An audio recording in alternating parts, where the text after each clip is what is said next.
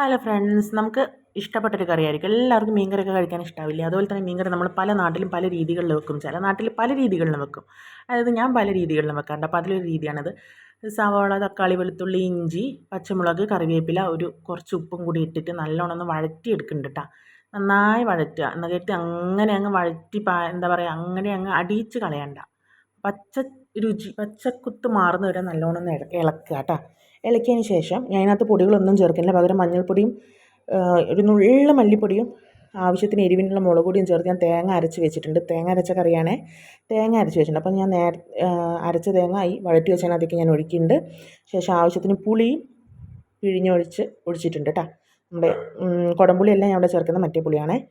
എന്നിട്ട് കുറച്ച് പച്ചമുളക് ഒന്നും കൂടി ഞാൻ നല്ല മറ്റേ എന്താ പറയുക, ശൂന്യമുളക് എന്നൊക്കെ പറയില്ലേ, കാന്താരി മുളക്, അതും കൂടി ഞാൻ അരിഞ്ഞിട്ടുണ്ട് കേട്ടോ. എന്നിട്ട് ഞാൻ മൂടി വെച്ച് വേവിച്ചപ്പോൾ തിള വന്ന സമയത്ത് നമുക്ക് മീൻ ഇടണം. നമ്മുടെ മീൻ അയിലയാണ്. അപ്പോൾ അയിലയും ഞാൻ ഇട്ടിട്ടുണ്ട്.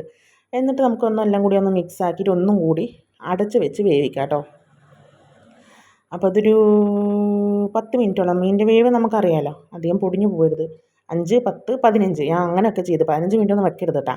5 മിനിറ്റ് കൂടിയാൽ 5-8 മിനിറ്റോളം മീൻ വേവിക്കുക. അപ്പം മീൻ തിള വരുമ്പോൾ നമുക്ക് മനസ്സിലാവുമല്ലോ, നമ്മൾ വെക്കുന്ന ആൾക്കാരാണല്ലോ, എപ്പോഴാണ് മീൻ വേവാനുള്ള ഏകദേശം കണക്കുണ്ടാവുമല്ലോ. അപ്പോൾ ആ സമയത്തൊന്നും എടുത്ത് പൊടിയാതെ, കുഞ്ഞ അയിലയാണ് കേട്ടോ, അപ്പോൾ പൊടിയാതെ നമ്മളിങ്ങനെ എടുക്കുക. എന്നിട്ട് ഈ സമയത്ത് വേണമെങ്കിൽ കുറച്ച് കായപ്പൊടിയൊക്കെ ചേർക്കാം കേട്ടോ.